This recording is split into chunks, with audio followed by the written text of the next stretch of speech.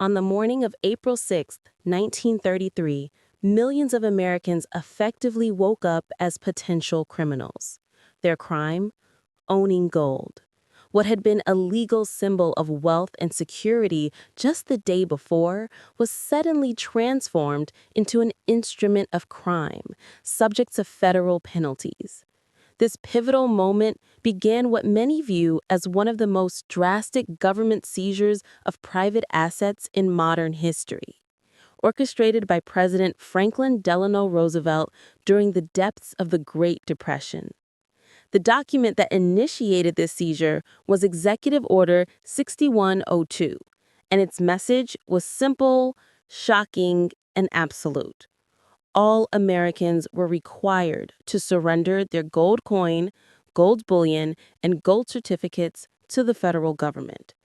To refuse was to risk 10 years in prison and a $10,000 fine, a punitive sum equivalent to nearly $200,000 today. The era of private gold ownership in the United States was over. But this unprecedented action wasn't a sudden whim. It was the desperate climax of a years-long global financial disaster driven by the very system America had built its wealth on, the gold standard. For decades, the U.S. dollar had been defined by gold. Under the Gold Standard Act of 1900, the government was obliged to buy or sell gold at a fixed price of $20.67 per ounce. This system was meant to ensure stability, but during a severe economic contraction like the Great Depression, it became a fatal constraint. As the financial crisis deepened, starting with the stock market crash of 1929, prices across the U.S. economy plummeted, leading to crippling deflation. Banks began to fail in waves. This created a vicious cycle. As people lost faith in their local bank, they did the most rational thing possible. They withdrew their deposits, demanding gold or currency redeemable in gold. This was a classic bank run, but on a national and international scale. The Federal Reserve was legally bound to maintain a minimum gold reserve to back the currency it issued. By early 1933, the outflow of gold, both domestically from panicking citizens and internationally from foreign investors fearing a dollar devaluation, had pushed the Federal Reserve's reserves to their legal limit. The situation was dire. The gold standard, the system designed to prevent instability, was now forcing the Fed to raise interest rates to protect its gold reserves, which in turn further suffocated the already collapsing economy. Many other nations, including Great Britain in 1931, had already abandoned the gold standard to give their governments freedom to reflate their economies. The domestic run on gold culminated in February and early March of 1933. In the final week before Roosevelt's inauguration, a staggering $1.8 billion in currency and gold was withdrawn from banks, with nearly two-thirds of that occurring in the final week of February and the first week of March alone. On his inauguration day, March 4, 1933, with the banking system on the brink of total collapse, Roosevelt's first major act was to declare a national bank holiday under the authority of the century-old Trading with the Enemy Act of 1917. This old, wartime legislation was dusted off and reinterpreted to give the president emergency powers over the banking system. This proclamation immediately suspended all banking transactions across the country. Doors were chained, tellers were idle, and commerce ground to a halt. The emergency measure's stated purpose was to prevent further hoarding of coin, bullion, or currency or speculation in foreign exchange. The 4-day closure allowed the government to rapidly draft and pass the Emergency Banking Act.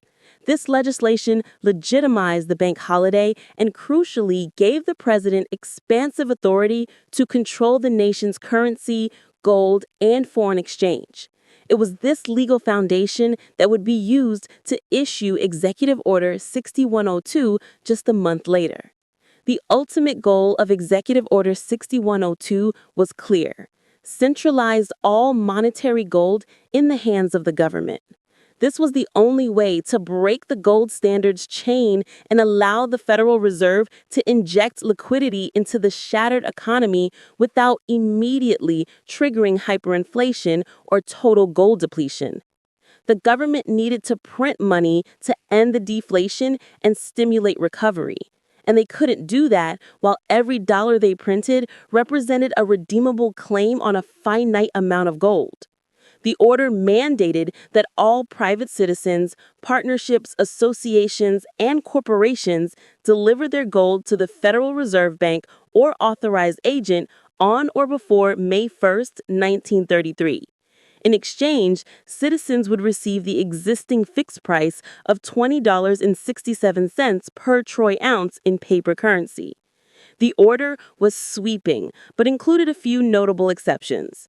A mere $100 in gold coins, about 5 ounces, could be kept for customary personal use. Gold used in industry, profession, or art, such as by jewelers or dentists, was exempt. Gold coins having a recognized special value to collectors were protected, providing a crucial loophole for numismatics. The government's justification was simple and dire. Hoarding gold was considered a selfish, antisocial act that was destroying the economy for everyone else. By removing gold from the recognized and customary channels of trade, citizens were seen as crippling the nation's recovery efforts. Initially, there was some pushback, with the amount of gold returned to the reserve banks in the first weeks being less than the administration hoped, but the threat of severe prosecution eventually led to greater compliance. Once the bulk of the nation's private golds was secured, the second, critical stage of Roosevelt's plan began. On January 30th, 1934, Congress passed the Gold Reserve Act. This act legally solidified the government's title to the confiscated gold and, more importantly, gave the president the authority to reduce the gold content of the dollar. Roosevelt immediately exercised this power by raising the official price of gold from $20.67 to $35 per ounce. This was the pivotal move.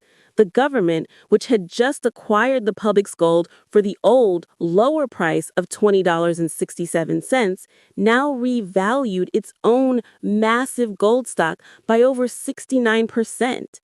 This maneuver generated a nearly $2.8 billion profit for the Treasury. This profit, which came at the expense of gold owners, was placed in a stabilization fund to control the foreign exchange rate and, critically, was used to finance New Deal recovery programs. By devaluing the dollar, American exports became cheaper and more competitive abroad, helping to reverse the debilitating deflation that had plagued the country. In the opinion of many economic historians, this decision to abandon the rigid link to gold and allow reflation accelerated America's recovery from the Great Depression, proving the gold standard had indeed been the anchor holding the economy down. Not everyone accepted this profound shift quietly. The Gold Reserve Act also required the government to nullify all gold clauses in public and private contracts.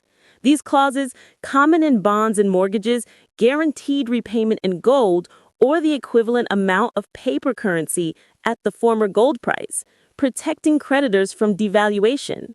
Suddenly, all those ironclad contracts were deemed illegal.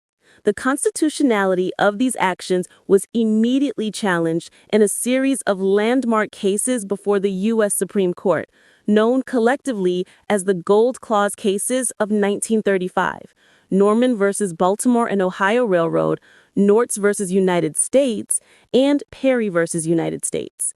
In a narrowly divided 5-4 decision, the Supreme Court upheld the government's power to abrogate the gold clauses in private contracts, asserting that Congress had the constitutional authority to regulate the monetary system. However, Chief Justice Charles Evans Hughes, writing for the majority, delivered a stinging rebuke to Congress on the matter of government bonds, stating that Congress had erred in nullifying its own contracts. Nonetheless, the court ruled that bondholders could only recover nominal damages, effectively making their legal victory meaningless. The government's authority over the nation's monetary policy was affirmed, despite the furious dissent of Justice James C. McReynolds, who warned of financial chaos. For 42 years, Executive Order 6102 and the Gold Reserve Act made it effectively illegal for Americans to own monetary gold. While the domestic gold standard was dead, the U.S. remained on an international gold exchange standard, the system that formed the basis of the Bretton Woods Agreement after World War II, where foreign governments could still redeem dollars for gold at $35 an ounce.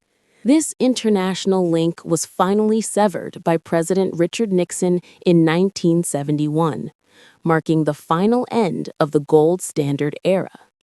It wasn't until December 31, 1974, that President Gerald Ford signed a bill legalizing the private ownership of gold in the United States once more. Executive Order 6102 remains a powerful, often controversial, case study in American history. It illustrates the government's willingness to use extreme, almost despotic powers in a moment of existential crisis, fundamentally altering the relationship between the citizen, their wealth, and the state. It serves as a permanent reminder that in the face of financial collapse, the very definition of money is not absolute, but a matter of law.